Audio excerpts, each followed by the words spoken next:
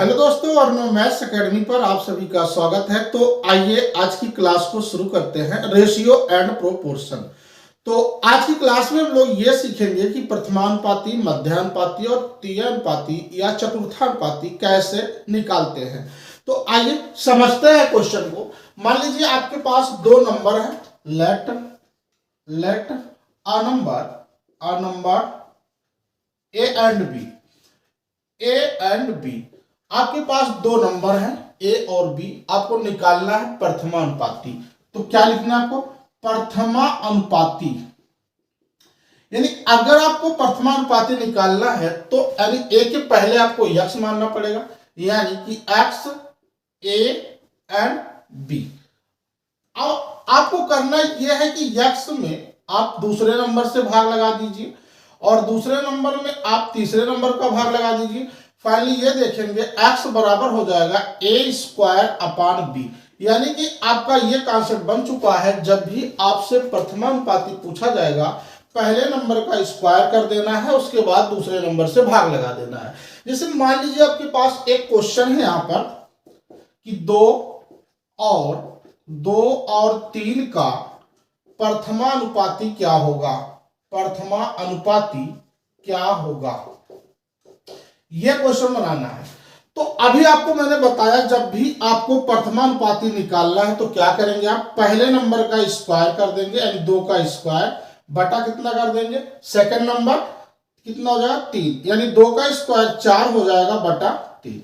Finally आपने देखा क्या, रटना नहीं है आपको। मैंने आपको यह बताया कि पहले नंबर का स्क्वायर करना है, उसके बाद आपको सेकंड नंबर का भाग करना है। मान लीजिए आपके पास ये क्वेश्चन है, चार और दो का प्रथमानुपाती क्या होगा। प्रथमानुपाती के लिए आपको मैंने बताया कि x बराबर ए स्क्वायर अपान बी।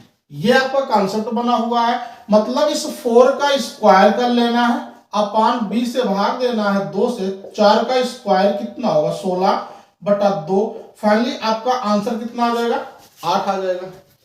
तो ऐसे इस क्वेश्चन को आपको बनाना है। तो आइए, अब दो नंबर आपको पुनः ए और बी है, अब आपको निकालना है मध्यमानुपाती। मध्यमानुपाती आपको निकालना है, यानी मध्यमानुपाती के लिए आपको बीच में एक पद रखना पड़ेगा, यानी ए एक्स बी ये रखना है, क्योंकि मध्यमा यानी बीच का निकालना है।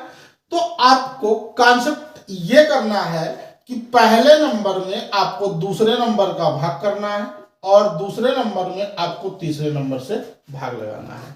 तो यहां पर आप क्रॉस मल्टीप्लाई कर दीजिए, यानी x और x मिलकर x स्क्वायर बराबर होगा a गुणा बी, यानी x का मान होगा अंडर रूट a गुणा बी। फाइनली आपने ये देखा, यहां पर जो आपके पास दो नंबर थे a और b, इनको क्या कर लेना है, गुणा कर लेना है, उसके बाद जो आएगा उसका वर्गमूल निकाल देना है, फिर आपका ये मध्यानुपाती कहलाएगा। जैसे आप ये समझो कि 4 और 16 का मध्यानुपाती क्या होगा।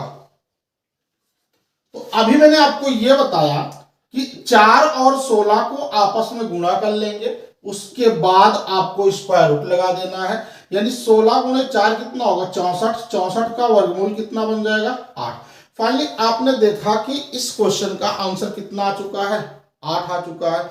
मान लीजिए आपके पास ये नंबर है 4 और 5 का मध्यानुपाती क्या होगा। तो मध्यानुपाती के लिए आपको एक काम करना है कि 4 और 5 को गुणा कर लेना है, उसके बाद इनका वर्गमूल निकाल देना है, यानी 4 गुणा 5 कितना हो जाएगा, 20, और 20 का वर्गमूल हो जाएगा 2√5। इसका वर्गमूल फाइनली बन जाएगा 2√5। तो आइए, आपको इसमें तृतीयानुपाती निकालना है। तृतीयानुपाती के लिए आपको क्या करना, भाई दो नंबर आपके पास ए और बी तो ऑलरेडी दिए गए हैं, यानी तृतीयानुपाती के लिए आपको तीसरा नंबर x मानना पड़ेगा। मतलब तृतीयानुपाती हो जाएगा ए बी और x। तृतीया, इसके नाम से पता चल रहा है कि आपको तीसरा नंबर जो है आपको x मान लेना है। मतलब पहले नंबर में आपको भाग लगाना है दूसरे नंबर से और दूसरे नंबर में भाग लगाना है आपको तीसरे नंबर से। तो आप यहाँ पे देखेंगे कि जब आप x का मान निकालेंगे तो हो जाएगा b स्क्वायर अपान a, यानी इस let a number a and b जो दो नंबर दिए गए हैं वहां से आपको ये पता चल रहा है कि आप दूसरे नंबर का स्क्वायर कर देंगे, उसके बाद पहले नंबर से भाग लगा देंगे, आपका तृतीयानुपाती बहुत आराम से निकल जाएगा। आप यूं समझो कि 3 और 5 का तृतीय अनुपाती क्या होगा, क्या होगा?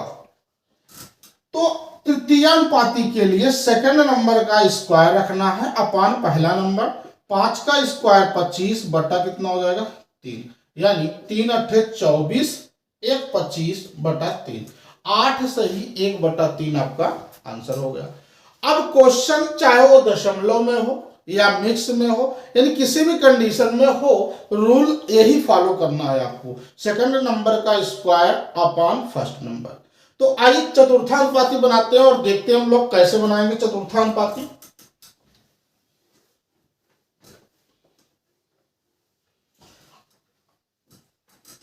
अब दोस्तों चतुर्थानुपाती के लिए आपको एक काम करना है भाई, चतुर्थानुपाती यानी कि इसमें आपको 3 पद लेना पड़ेगा।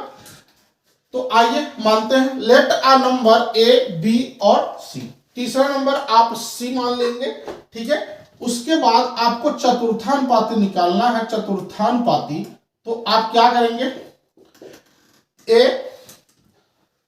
बी सी और एक्स, यानी चौथे नंबर को आपको यक्स मान लेना है। तो यहां पर आपको क्या करना है, थोड़ा सा चेंजिंग है, इनका 2 का चलेगा और इनका 2 का चलेगा, यानी ए में आप बी का भाग लगा देंगे और बराबर कर देंगे सी में एक्स का भाग लगा देंगे। फाइनली आप जब यक्स का मान निकालेंगे तो ये हो जाएगा बी गुणा सी अपान ए, मतलब ये होगा, ये हो चुका है कि अंदर का गुणा अंदर हो गया है, बाहर का गुणा बाहर हो गया है।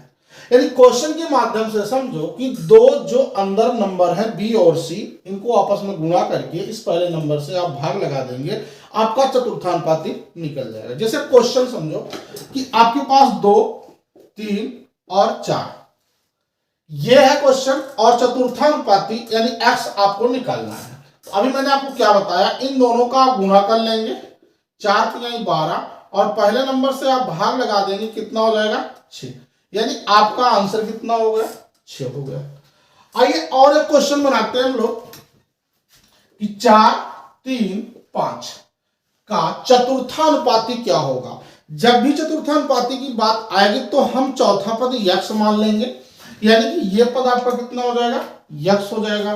तो यहां आप देखेंगे, अभी मैंने रूल को बताया कि बीच 2 नंबर के गुणा कर लो जो बीच में नंबर है, यानी 3 गुणे 5 कितना होगा 15 बटा पहला नंबर, यानी 4 से भाग लगा दो, 4 3 12, 3 15, मतलब 3 सही 3 बटा 4 इस क्वेश्चन का आंसर हो गया।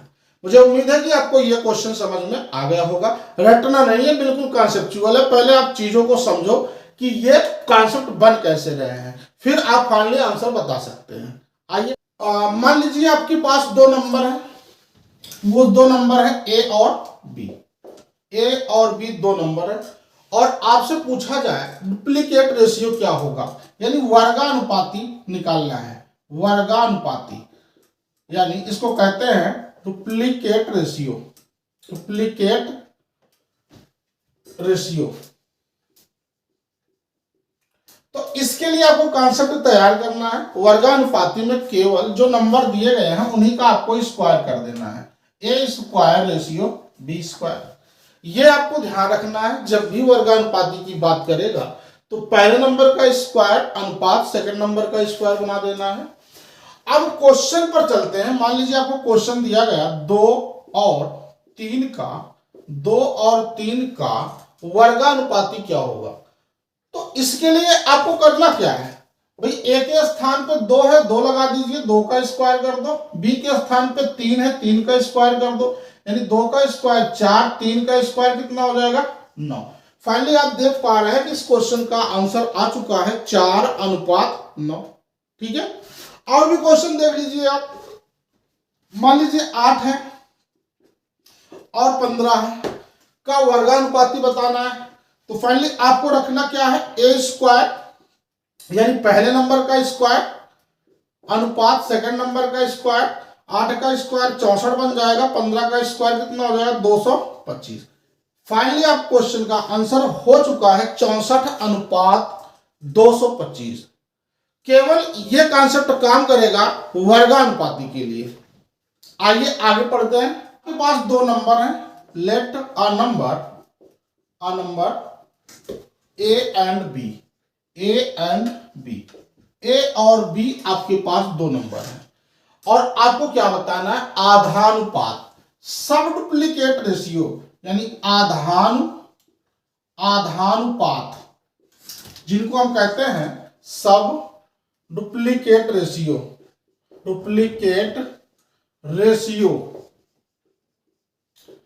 तो इस कंडीशन में आपको समझना है कि जब भी आपसे आधानुपात की बात करेगा तो केवल इनका वर्गमूल निकाल लेना है। मतलब कि अंडर रूट ए अनुपात अंडर रूट बी। अब आपके पास जो क्वेश्चन आएगा वो ऐसे क्वेश्चन आएंगे जिनका वर्गमूल निकाला जा सकता हो। जैसे आपको क्वेश्चन दे दिया गया कि 16 और 25 का आधानुपात क्या होगा। अब आपको क्या समझना है कि ए की पोजीशन पे 16 रख देना है, यानी यहां पर मुझे 16 रखना है, अनुपात लगाना है, और बी के पोजीशन पर 25 रख देना है। तो फाइनली क्या बनेगा, 16 का वर्गमूल 4 होता है और 25 का वर्गमूल क्या होगा, 5 होगा। यानी कि इस क्वेश्चन का आंसर हो जाएगा 4:5। कुछ भी रखो सबके आंसर आ जाएंगे।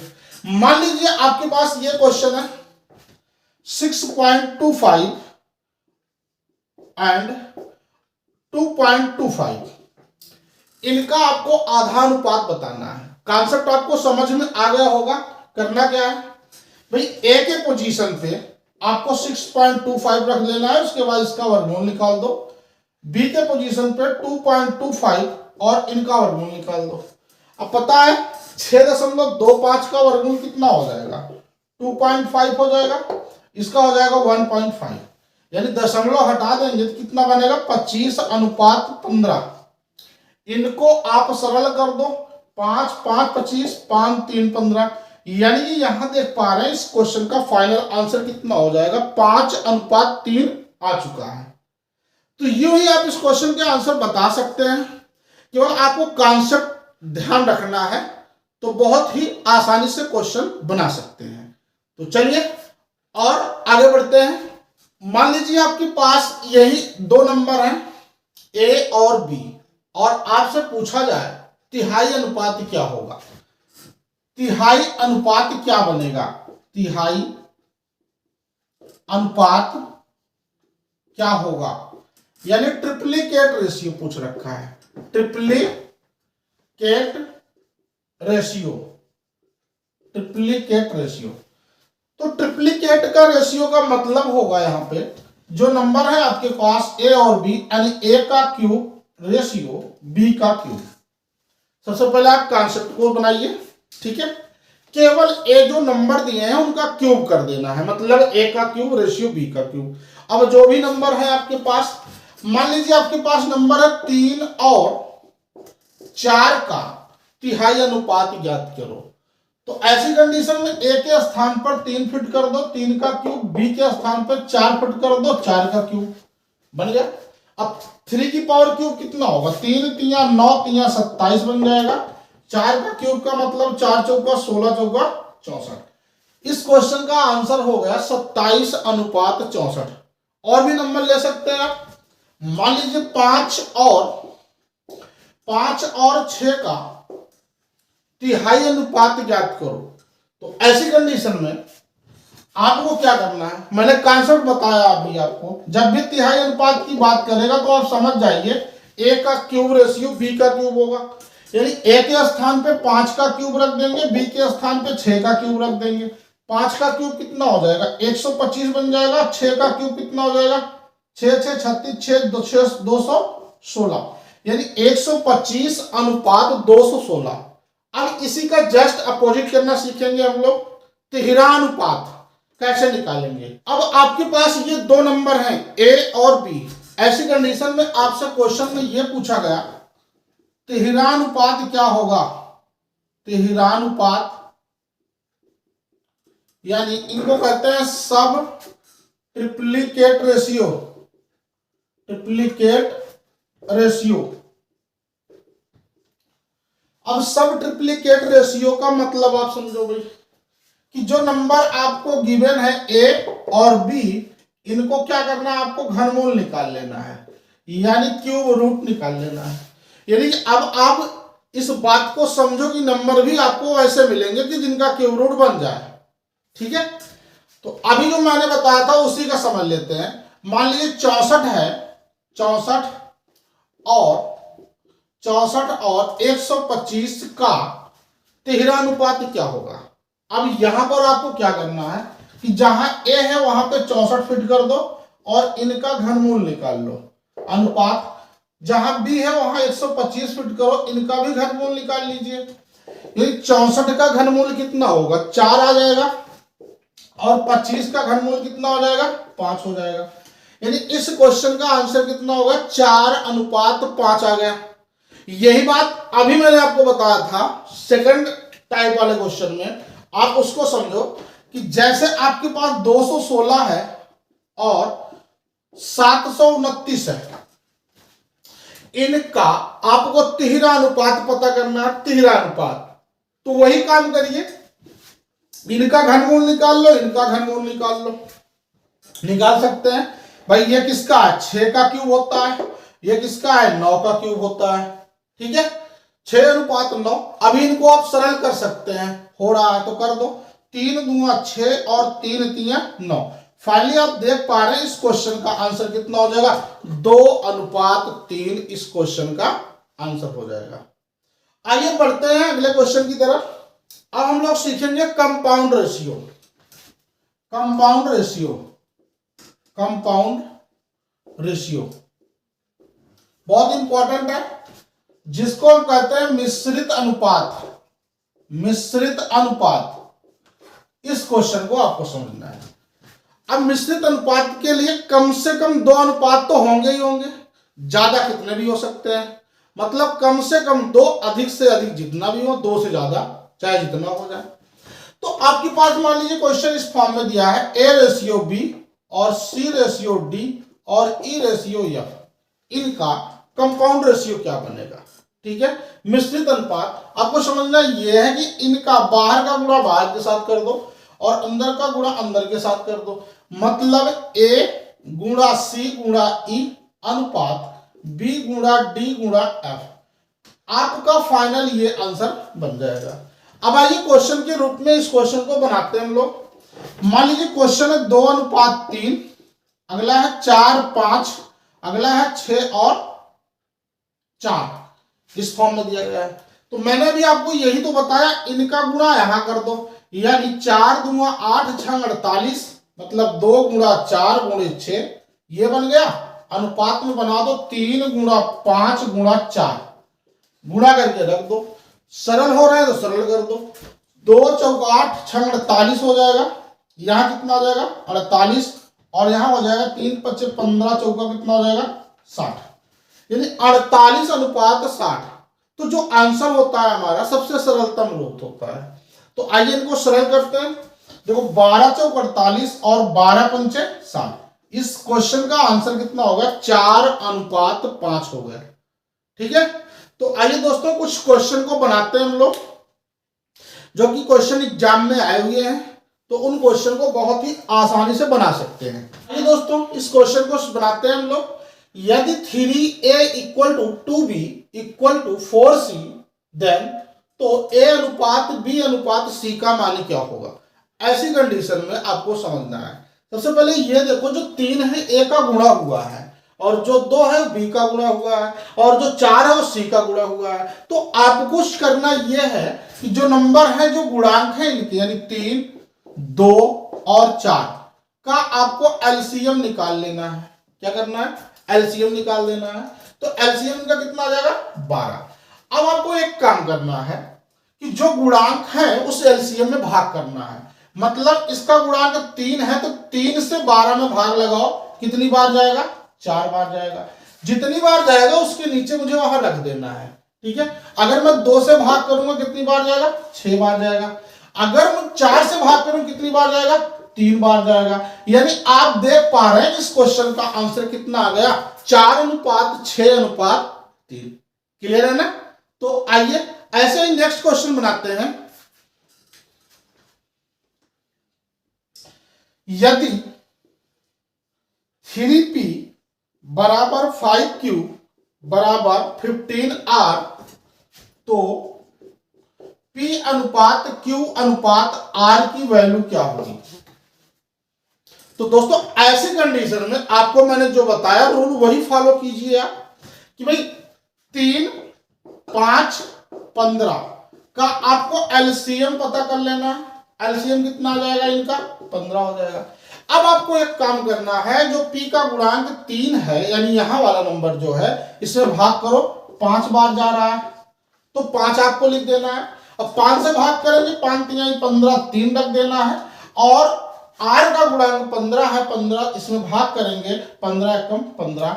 फिर आप देख पा रहे हैं 5:3:1 आ रहा है। यानी मेरा कहने का मतलब यह हुआ कि जो इनके गुणांक है उनका आप एलसीएम निकाल दो। एलसीएम निकालने के बाद एक एक बार करके भाग कर दो। आप जिससे भाग करेंगे और जो भागफल आएगा उसी के नीचे आपको रखना है। भाई पी का 3 से 3 5 15, पी के नीचे मैंने 5 रख दिया और 5 से क्यू के नीचे भाग किया, 5 3 15, 15 एकम 15, यानी 5:3:1 इस क्वेश्चन का आंसर हो। तो इस क्वेश्चन को बनाते हैं कि यदि 3/7 p बराबर 4/11 q है तो p अनुपात q का मान क्या होगा? देखो ऐसी कंडीशन में थोड़ा सा चेंज हुआ है। अभी तक अंश की केवल बात मैं करता था, अब यहाँ पे हर भी गिवन है तो आपको रूल वही फॉलो करना है। क्या? जो अंश है इसमें 3 और 4 इनका आप एलसीएम पता करो, कितना बनेगा? 12 बन जाएगा। अब क्या करेंगे? उसी अंश से भाग करो। इसमें 3 से अगर मैं 12 में भाग करूंगा तो कितनी बार जाएगा? 4 बार जाएगा। यानी जितनी जाएगा यहां गुणा कर लेना है। 3 चौका 12 और 4 सत्ते कितना हो जाएगा? 28। ये बन गया। अब 4 से भाग करो, 4 3 12, 11 3 33। यानी आप देख पा रहे हैं इस क्वेश्चन का आंसर आ चुका है 28:33। ठीक है, तो आइए बढ़ते हैं और आगे। तो दोस्तों यदि a का 10% बराबर b का 0.25 का बराबर है c का 1/5 हो तो a ratio b ratio c का मान क्या होगा? तो ऐसी कंडीशन में आपको क्या करना है कि भाई इनको भिन्न बना लो। देखो a का 10% का मतलब 1/10, b का 0.25 का मतलब हो जाएगा b गुणा 25 चौका 100 यानी 1/4 और इसका कितना हो जाएगा? 1/5 बराबर कितना हो जाएगा? c का 1/5। तो इस कंडीशन में तो भाई एलसीएम एक का एलसीएम कितना हो जाएगा? 1 ही आएगा, तो कोई प्रॉब्लम नहीं है। अब मैं 1 से भाग करूंगा, 1 बार जाएगा, 1 से यहां गुणा कर दो 10 आ जाएगा। फिर मैंने 1 से भाग किया, 4 बार गया, 4 से यहां आ गया। 1 से मैंने 1 बार गया और 1 से गुणा कर दो, कितनी? 1 5 हो गया। यानी इस क्वेश्चन का आंसर कितना होगा? 10:4:5 आंसर हो गया। दोस्तों इस क्वेश्चन को आइए समझते हैं। यदि x का 10% बराबर y का 15% बराबर z का 20% दिया गया है तो x ratio y ratio z का मान क्या होगा? यानी इस क्वेश्चन का आंसर। तो ऐसी कंडीशन में जो परसेंटेज है इनको आप भिन्न बना लो। कैसे बनाएंगे भाई? x का 10% का मतलब 1/10, y के 15% का मतलब होगा y कितना? 3/20 हो जाएगा बराबर z का 20% का मतलब 1/5 हो जाएगा। ठीक है, तो अब आपको करना क्या है कि अंश का एलसीएम निकाल दो। अंश कौन कौन है? 1 3 1, इनका अगर मैं एलसीएम निकालूंगा कितना बनेगा? ये 3 ही आ जाएगा। अब उसी अंश से इसमें भाग करो भाई। 1 से भाग करेंगे 3 बार जाएगा, 3 से 10 में गुणा कर दिया, कितना हो गया? 30। मेरा एक आंसर आ चुका है। नेक्स्ट आप देखो कि अगर मैं 3 से भाग करूंगा तो 1 बार जाएगा, 1 से गुणा कर दो, कितना हो जाएगा? 20। जेड में देखो 1 से मैंने भाग किया, 3 बार गया, 3 से 5 में गुणा कर दो, कितना होगा? 15। यानी कि 30:20:15। इनको आप सरल कर दो। किससे सरल होगा? 5 से। 5 6 बार जाएगा, 5 4 बार जाएगा, 5 3 बार जाएगा, यानी कि 6:4:3 आ चुका है। फाइनली दोस्तों इस क्वेश्चन का आंसर यही आएगा। तो दोस्तों आज की क्लास को यहीं तक रखते हैं। Thank you.